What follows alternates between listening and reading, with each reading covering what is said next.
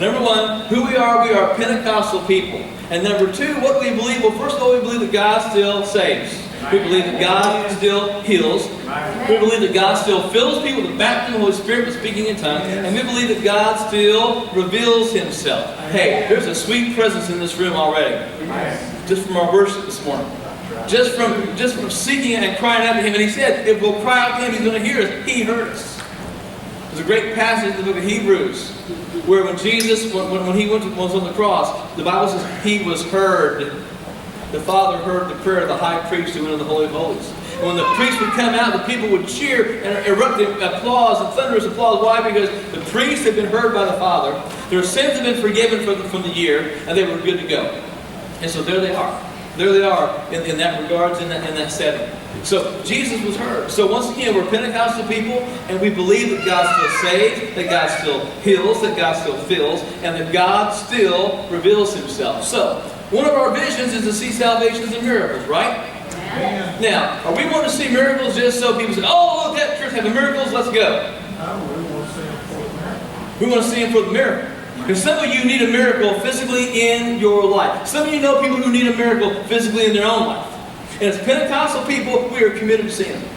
We have got to be committed to seeing them. And that means we don't come to church and say, well, our pastor believes in miracles, so maybe we'll see one today.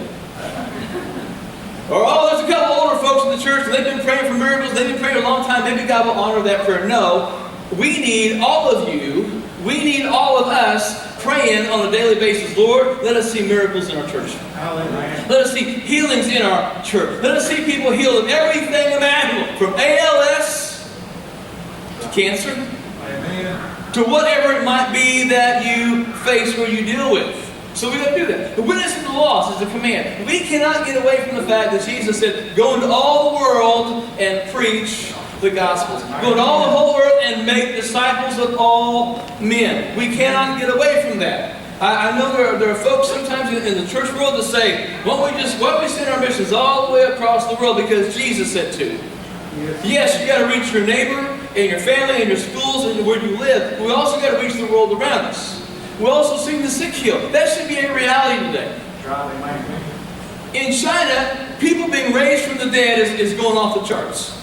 Talk to missionaries. Talk to underground church. People, look, when somebody who's been dead for a couple days gets off the table because a bunch of Christians gather around and pray for them, it gets somebody's attention. It gets somebody's attention. Thank you, buddy. I appreciate that. He did so good with that. I like those red shoes, too. That's where we are today. We need to see miracles. There's a world out there that does not believe they exist. All they need to see is one. Yes. Just one. Just one. And look, remember the fishermen who'd been out all night fishing and hadn't caught a thing? What happened when Jesus came on the scene? The nets weren't big enough to contain all the fish that they caught. That's the kind of things we're talking about here. In this church, in our reality. We all have also to be committed to seeing souls saved and healing. We have to be committed to that as believers. And if we're going to see what God wants to do in our church, that means all of us, every single, from the front to the back, balcony all the way to the pulpit, all of us have to be committed to seeing those things happen. So, the first experience we've got to have as a church is the burning bush experience. No doubt about it. We all have to. Not just me, not just you, not just my wife and my kids. All of us have to have a burning bush experience. Let's look at Exodus chapter 3, verses 1 through 9. It says, now Moses was pasturing the flock of Jethro, his father-in-law, working for his father-in-law, the priest of Midian. And he led the flock to the west side of the wilderness and came to Horeb, the mountain of God. See how close he was to where he'd be eventually leading those people? Think about that. That plays context later on. The angel of the Lord came to Horeb, Mount Horeb, the mountain of God. The angel of the Lord appeared to him in a blazing fire from the midst of the bush. And he looked, and behold, the bush was burning with fire, yet the bush was not consumed. So Moses said, I must turn aside now and see this marvelous sight, while the bush is not burned up. When the Lord saw he turned aside to look, God was waiting for Moses to look at the bush. He was waiting for Moses to look and say, what in the world is that? Got his attention. And God called to him from the midst of the bush and said, Moses, Moses. And he said, here I am. And then God said, do not come near here. We'll stop there for just a second and say something that's not in my notes. God wanted Moses to see this burning bush, right? He sees it and God says, stop! Why did he say stop? Because before Moses could see it, he had to take his shoes off. Why? Holy ground. No, not just the burning bush was holy, but where Moses was standing from afar, all the way up. Holiness should emanate from your life, all the way around you. Whether you're walking going through the cashier at Walmart, whether you're at work, at school, wherever you are, holiness should emanate from you. God tried to say to Moses, stay right there, Moses, because before you can see what I got, you got to make sure your life's right. Don't just walk up here and say, hey, here I am. Try getting to Secret Service to see the president. Say, hey, sir, I just need to talk for just a minute. Okay, thank you. Try that and see what happens. See how many guns are in your head on the ground, with your back, with your arm behind your back. Just try it. Try to get close to anybody in legal authority or something like that. Just try to run through. You can't do it. Why? Because there's a standard. There's a line. And God said, Moses, I know what you're seeing, but let me explain what you're seeing. You've got to change some things in your life. Here I am. And he said, do not come near here. Remove your sandals from your feet, for the place on which you are standing is holy ground.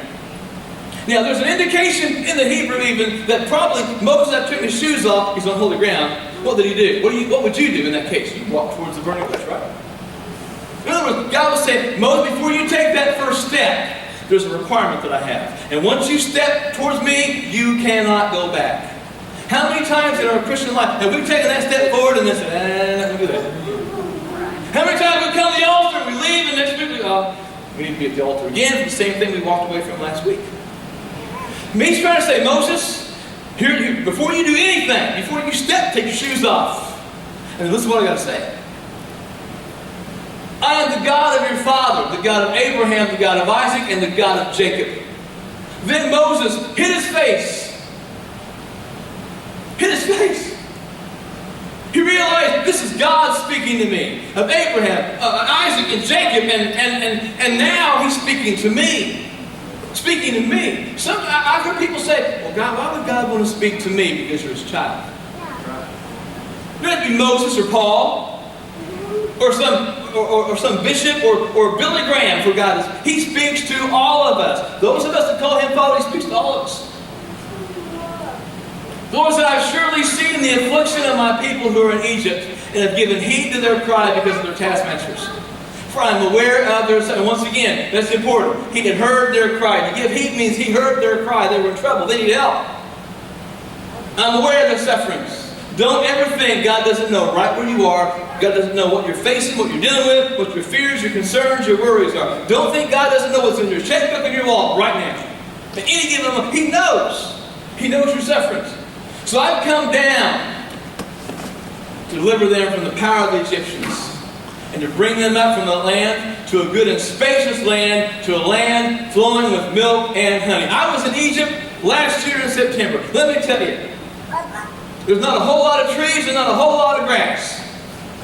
There was a big park in that area in Cairo, in the center of the city, and we were taken there to see a park you could walk through. A park that was guarded carefully. Why? Because there's a lot of green plants and flowers and trees and shrubs in there. The amount of water they need for those places is incredible. They guarded that. So he basically says, I'm going to take you out of this dry, Saharan desert land and put you someplace good. It wasn't just I'm going to deliver you, I'm going to put you someplace nice. I'm going to take you to someplace good. To a land flowing with milk and honey. To the place of the cake. What do you have to have honey? Bees. What do you have to have bees? Flowers. We have to have flowers. Water. Not sand. Are you catching the picture here? When they say milk and honey, milk comes from the cows and the goats. When he says milk and honey, everyone thought that means green life, that means flowers, that means plants, that means fresh water. That doesn't mean going 30 miles to get water and come back. In other words, when he said milk and honey, Moses' eyes were probably thinking, I take care of these sheep and these goats, and I don't see honey very much in that sense. To the place of the Canaanite and the Hittite and the Amorite and the Perizzite and the Hivite and the Jebusite. And then behold, the cry of the sons of Israel has come to me. Oh, did you catch that? The cries of the sons of who? He's already, we know from Jacob, whose name was changed to Israel. We know these are the people. But now he's saying, I'm going to restore you to land. Now behold, the cry of the sons of Israel has come to me. Furthermore, I've seen the oppression with which the Egyptians are oppressing them. In other words, he says, I know what Pharaoh is doing to these people. So there's Moses, finding out he had to have a burning bush experience to do what God called him to do. He was just doing his job for his father-in-law, who was the priest, taking care of the goats and the sheep. And here's the thing. We don't have a sacrificial system quite yet, do we? Tabernacle wasn't up yet, was it? No. No temple. But why would a priest have a bunch of sheep and goats? Because the idea of sacrifice was already in the principle of the Word of God. They honored, what was Isaac going to do? Or what was Abraham going to do with his son Isaac? Sacrifice him. And what they find at Ram. So the people understood sacrifice. So he's working for the priest, his father-in-law, so they know and they understand the whole idea of sacrifice in that regard. But you need to have a burning bush experience. Because God showed up to get the attention, but he showed up and he said, Moses, I need to show you something and tell you something. First of all, God had a plan. And he needed Moses to save the Hebrews and deliver them from slavery. Guess what? God's got a plan for your life. It may not be as like delivering a whole group of people from a tyrant Pharaoh and take them to a whole promised land. It might not take just 40 years of your life to do. Like it did Moses, who at 80 years of age was called. Think about this. 80 years old, the guy's still tending sheep and goats for his father-in-law. Now in our day and age, we say, well, that guy wasn't very successful. He was right where he needed to be. Sometimes in our lives, we think, well, God, I should be doing this and this and this and this by now. Anybody ever had those thoughts? I should have this thing done and this degree finished. I should have this thing written, or I should have these things over here done, and yet look at my life, because life is busy. Moses was just out doing his job. If you heard on Wednesday night, I talked about dreams. Jacob, the night he had his dream of the ladder reaching to heaven, you know why he was there in that place? Because it got dark. He was traveling and said, man, please pitch a tent, pitch a camp, and stay here. And God gave him a dream about the land he would one day see his children and grandchildren, great-great-great-great-grandchildren inherit as Israelites. That's all he was doing, was just doing his job in that regards. He recognized God was calling, but he was at it. He turned his face like, oh man, God, are you sure about me? And we know Moses said, I have trouble talking to him. And what did God say? You got your brother. You ever given an excuse to God? God already knows every excuse you're going to give. God, I can't talk to people. You get your brother. But Lord, they won't listen to me. They'll listen to me. But God, we have all these excuses. So Moses is like, God's talking to me. Oh, boy, he probably looked at his life. He looked away, that means looked down. Turned around and looked down at himself, thinking, oh my goodness. I shouldn't even walk towards this burning bush, because now I find out who it is. You see, the burning bush experience wasn't just to see something burning. It was to understand that God wanted to share that experience with his own life and his own heart. Which is what Moses had to have a burning bush experience to do what God called him to do. He had to do it. God heard and responded with promise of deliverance in their own homeland. So basically, now Moses hears that God says to him, I want you to deliver these people and take them to the land I have for them.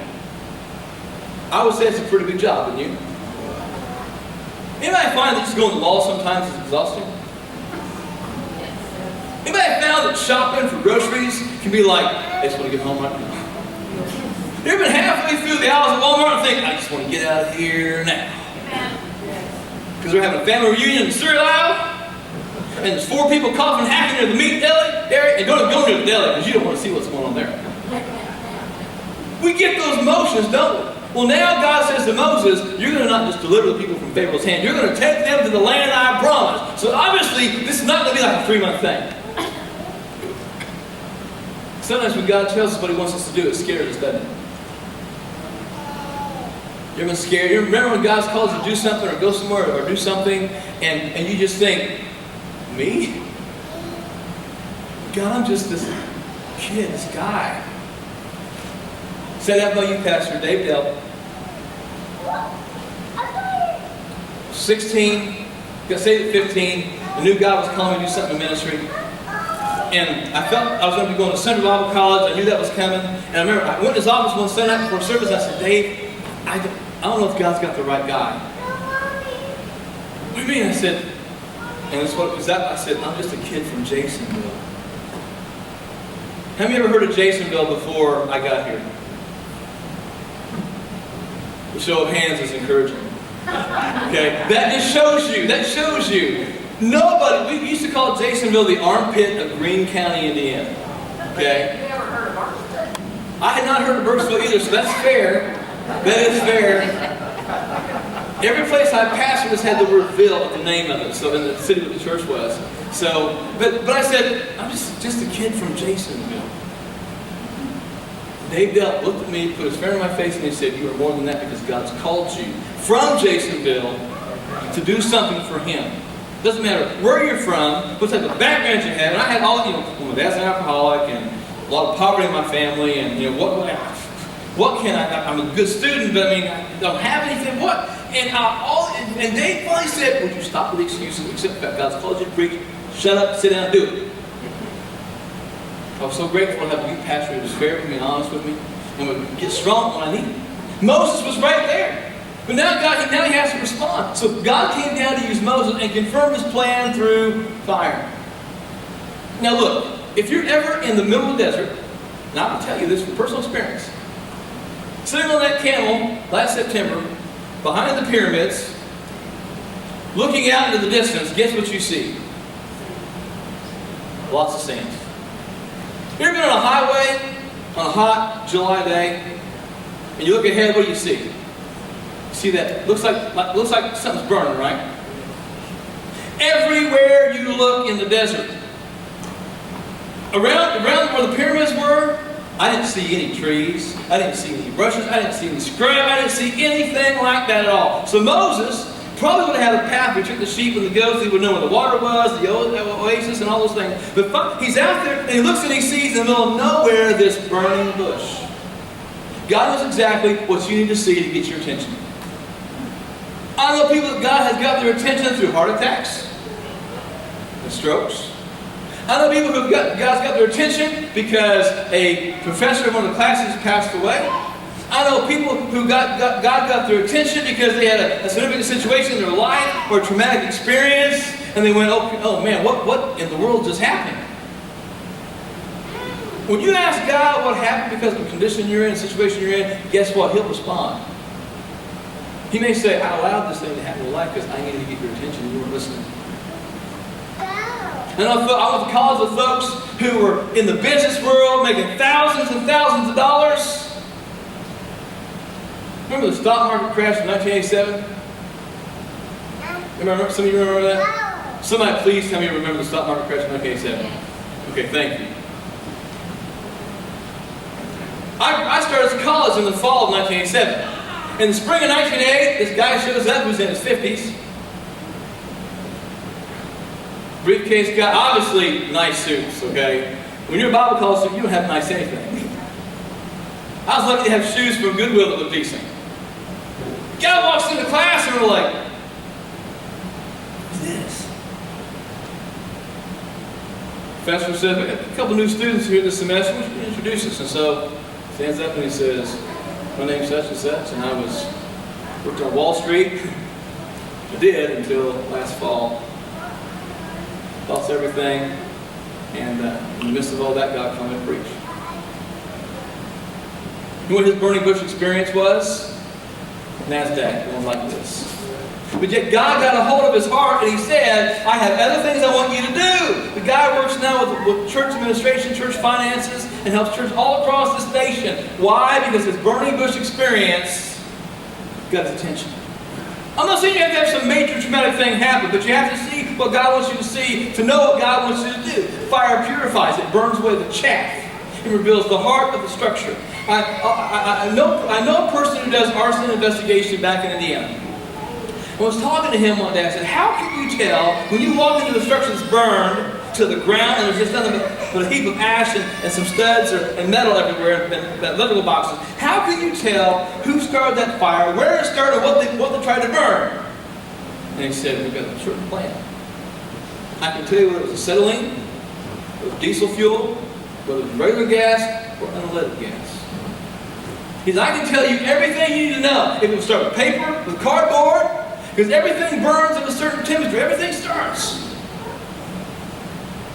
And the biggest thing I got out of the conversation was that fire reveals everything about your life. You see, when Moses turned away, it was because God was calling him. You think there were moments when Moses did not want to lead the Israelites? He wrote it down, folks. Read Numbers and Deuteronomy. God, do something with these people. They're driving me nuts. That's what he said. It may not be translated that way, but that's exactly what he meant. Why? How many of you, if you had the chance to work by yourself, and most of the stuff you do, would choose to work by yourself? What was your hands? How many would have to have people around? How many of them would come a time when all those people around you would drive you nuts? Can you determine the exact kind of person that you want to work with? No. Moses is thinking, God, you want me to lead these people from Israel who are slaves. And obviously, Moses was not a slave in that sense. He kind of got out early on, if you remember the story. Raised out of privilege. Got some insight, got some backdoor entry there. But nonetheless, the fire that Moses saw began to burn into his heart and his life. He began to realize the pain of what God was calling him to do and face it. What God's called you to do will sometimes involve pain. Think about those missionaries who God calls to the Middle East. Some of the missionaries we support, the parishes, are in Indonesia right now. Indonesia is a Muslim capital, or a Muslim nation. There's a lot of persecution, opposition. We have missionaries in some of the countries in Africa where they're killing Christians right and left. When you love to tell your family, hey, guess what? God's calling me to a country where they're killing Christians and missionaries.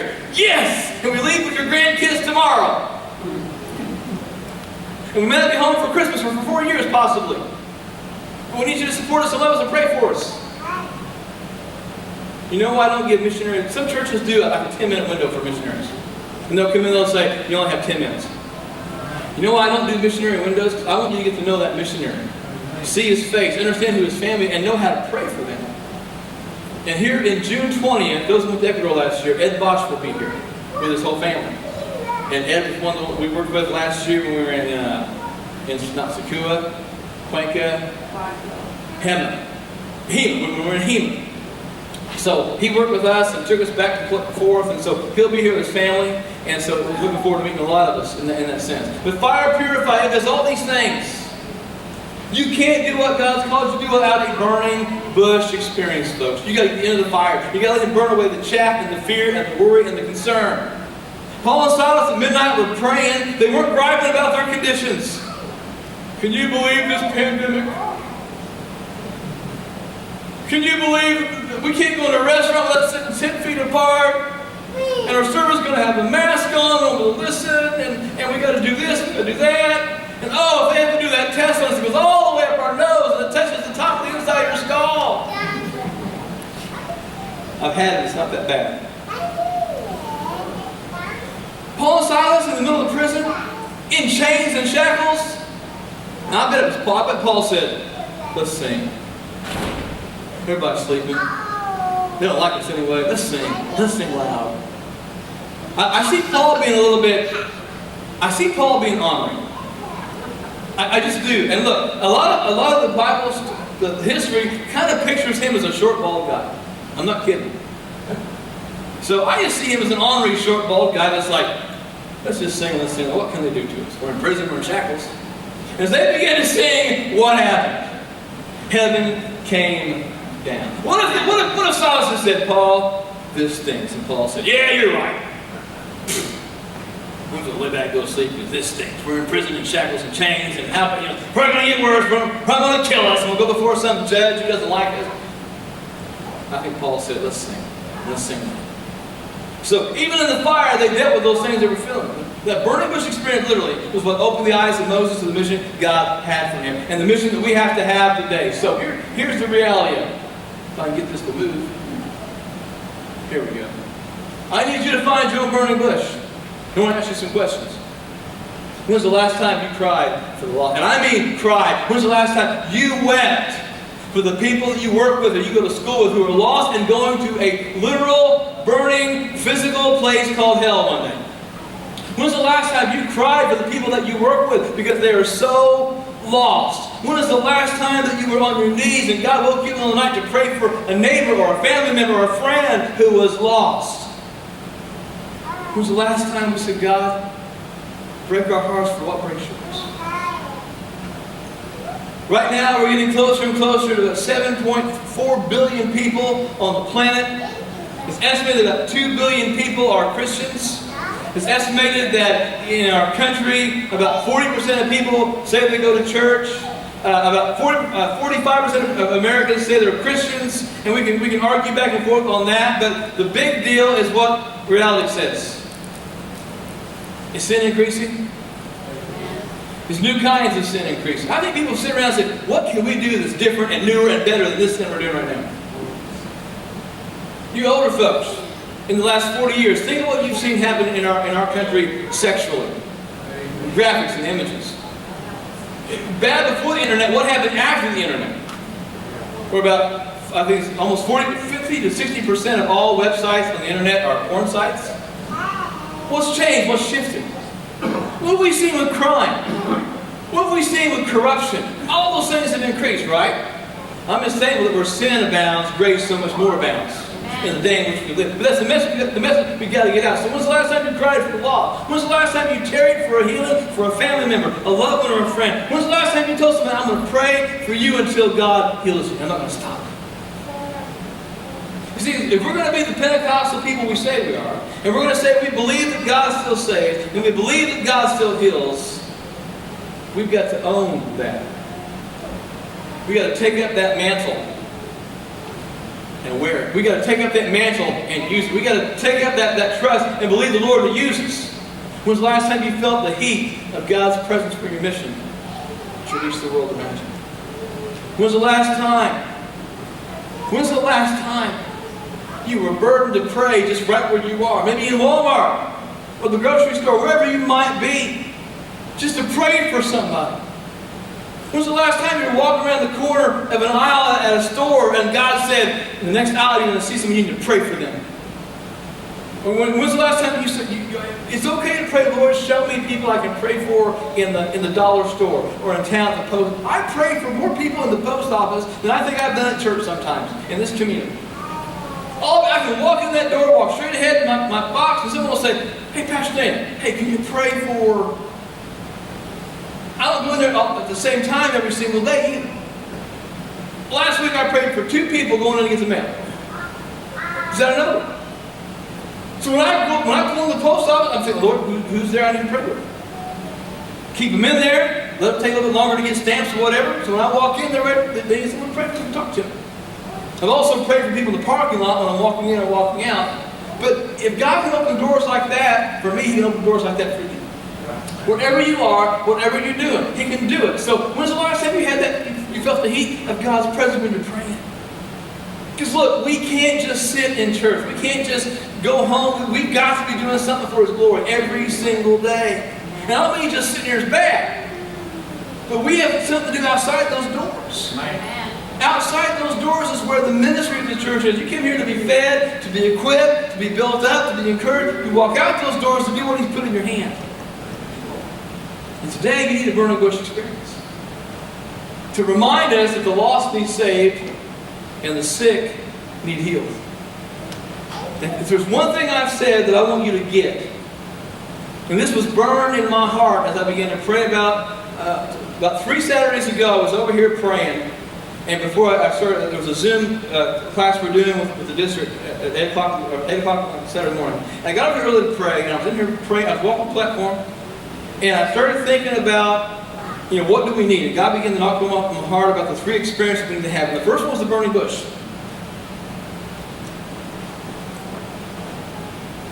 Do you think Moses ever forgot the burning bush experience? No. Do you think there were moments he had to lean on that burning bush experience to keep his sanity doing what God called him to do? Absolutely. You read Numbers and Deuteronomy, and you will see that Moses got so fed up with people. Caleb and Joshua did too. They came back from seeing the promised land. We can take it. 10 said, those guys are pretty big. We can't take Clinton County because all our basketball players are so tall and so big and so mean. We can't do it. Joshua and Caleb said, we can beat them with our hands tied behind our back. Let's go. Everybody said, no. Let's just leave Clinton County alone. That sounds like some of the conversations I've heard about basketball games over here between Clinton County and Cumberland County. Same thing happened there. And Moses had to sit back and go, they sent these guys to spy it out. They come back and they say, we can go, and I got 10 of these guys. 10 of these men I picked for you, Lord. They say they can't do it. Thankfully I got Joshua and Caleb, but that's not enough. They basically wanted to stone and kill Joshua and Caleb because they said they could do it. Moses had to deal with that all the time. 40 years. Can you imagine being stuck in a job you don't like for 40 years? Can you imagine working with everybody you do not like for 40 years? Can you imagine how awful and crazy and terrible that would have been? But Moses at times had to say, God, I need to see that burning bush again. Amen. I need to remember the fire that I saw in the desert when I was 80 years old, and you said to take the people out of that land and to confront Pharaoh and to get those people out. I need to see that burning bush again. Mom, if you come back just to the guitar, begin to play a little bit. I want you to be real serious about this altar time this morning. Now I want you to take the altar time you have today home with you this week and spend time in it every single day. Because once again, we are Pentecostal people. We believe that God He still heals, He still saves, He still heals, He still fills, He still reveals. I want that to be almost like a mantra that we have. And if I say, who we are, you say we're Pentecostal people. What do we believe? We believe that God still saves, still heals, still fills, and still reveals. Why? Because we do. Why? Because we must. Because to reach the world, if we don't believe that God still saves, we won't tell our neighbor about Jesus. We will live in such a way that people say, why do you do that? Why do you not do that? I got asked this week why I don't cuss at the hospital. We haven't heard you cuss. And look, I don't care how I say it, but I heard a lot of cussing. We've never heard you cuss. You cuss. And I said, no. Well, why? Bad witness. Bad what? Bad witness. Oh, that's right, you're a pastor. I said, if you had a pastor that cussed, what would you think? I think there's something wrong with him. But did you ever cuss? You used to cuss like a sailor. You really don't cuss. I said, I've been here 2 weeks now, 3 weeks. You know how many cuss? No, we haven't. We haven't seen you get mad either. Or frustrated. I also got told, you don't gossip, do you? See, I want to do my best to get a testimony. I want to have a good witness. Has anybody here ever heard in town that what Pastor Dana, if you tell him a secret, he tells everybody? Anybody ever heard that? No. You know what? That's a testimony. It's a character thing. Hope you don't have to worry about people say, oh, he sent me emails or flirting with me. Hope you haven't heard that either. Why? It's a character thing for me. To honor my marriage and my wife. See, when you live it, really live it, people will see it. People will know it. People will get it. Because they see hypocrisy all day long, all throughout the county. The next question was, you smoke? I said, no, I don't smoke. Chew? Yeah. No. You drink? I said, no. Not either do those things, you're some terrible person. Don't think that. But these folks are looking at my life as a pastor and saying, well, what do you do? There's one joke that I try to tell from time to time to break the ice. People tell the goat joke. How many have heard my goat joke? I'll tell you later. Anyway. How many times have you heard the goat joke, honey? I have found that when you make people feel comfortable, laugh can break the ice. Okay? I told my goat joke. And one just roars and erupts in laughter. And, I'm serving food and doing some other things, and I saw something change in the countenance of the people. I didn't even ask my daughter about that. Told by some on leadership that people act differently when I'm there. In a good way. Is that not how it should be everywhere we are? I want to do my best in the community. It's not about money. It's about making a difference where we can. So I want to have a burning bush experience.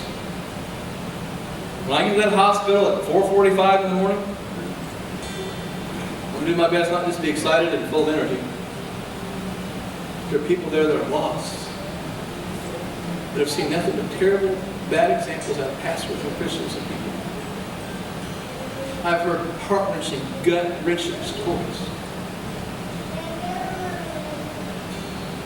Good news is, none of them were about this church. Glory. I got in the car, like, yes, you're going. We're His church, folks. And today, we need to have a burning bush experience. You need to have a burning bush experience. When God begins to say, I want you to reach these people in this part of your neighborhood, you need to know what God wants. And this is not about walking in here and saying, okay, I'm supposed to reach 4 blocks of this street, back. Did Moses see all the details when God said, I want you to go to Egypt and take those people out to another land? No. But that burning bush never left his mind. So I want to challenge you this morning to come to this altar. Or kneel down where you are and say, I want you to ask God to give you a burning bush experience.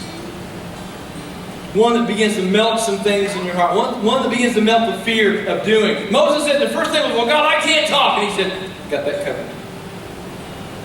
See, I want you to come have a burning bush experience where you leave every excuse that you could use. God, look, I've had this thing in my past, so you can't use me in the gifts. You can't use me to reach the lost. Look at who I am. Doesn't matter. I hope that one day God allows us to see all the excuses that have been left at the altars. I guarantee there's a lot that's been left up here. There's some you guys are carrying. Just need to come back and leave it again. It's fine. I'm so grateful that God doesn't say, what did you do? I'm thankful He says, hey, here's my hand. Let me help you up. I'm thankful He understands our weaknesses and our sorrows and our fears and our past and our history and reputations. He knows all those things. And all He wants to do, all that God of the universe wants to do is use you and use me to make a difference in this world for Him. So would you just come and find a place? And ask the Lord to give you a specific burning bush experience. To give you the passion, even now begin to come, to have the passion to seek His face, to reach the lost, to pray for the sick,